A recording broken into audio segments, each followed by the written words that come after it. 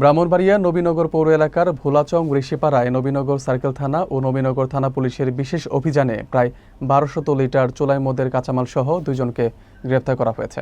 বিস্তারিত থাকছে শেখ মিহাদের প্রতিবেদনে। শনিবার দুপুরে পরিচালিত অভিযানে বাদল ঋষি ও করুণা রানী ঋষিকে আটক করে পুলিশ। অভিযানকালে মাটির 10টি মটকা ও 13টি প্লাস্টিকের ড্রামে ভর্তি চোলাই মদের কাঁচামাল উদ্ধার করা হয়। নবীনগর থানা ভারপ্রাপ্ত কর্মকর্তা মোহাম্মদ শাহিনুর ইসলাম জানান, নবীনগর থেকে মাদক নির্মূলে আমাদের অভিযান অব্যাহত থাকবে।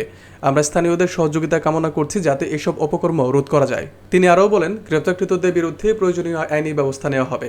এই অভিযান নবীনগর এলাকায় মাদক নির্মূল ও জনজীবন সুরক্ষায় পুলিশি কার্যক্রমের অংশ হিসেবে পরিচালিত হয়েছে।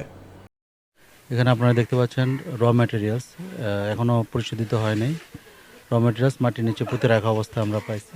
এগুলো স্থানীয় লোকজনের সহায়তা আমরা এগুলো উদ্ধার করার চেষ্টা করতেছি। একজ্যাক্ট কত লিটার বা এগুলো বলা মুশকিল, কারণ এগুলো ছোট বড় অনেক ধরনের পাত্রের ভিতরে মাটির নিচে পোতানো অবস্থা আছে। গ্রেফতার করতে পেরেছি। একজন হচ্ছে দিলীপ ঋষি আর হচ্ছে করুণা ঋষি। তাদেরকে গ্রেফতার করে আমাদের হেফাজতে নিয়েছি এবং জব্দ তালিকা মূল্যে আমরা এগুলো জব্দ করতেছি। নবীনগরে কি এরকম অভিযান চলমান থাকবে? হ্যাঁ, এরকম অভিযান অব্যাহত থাকবে।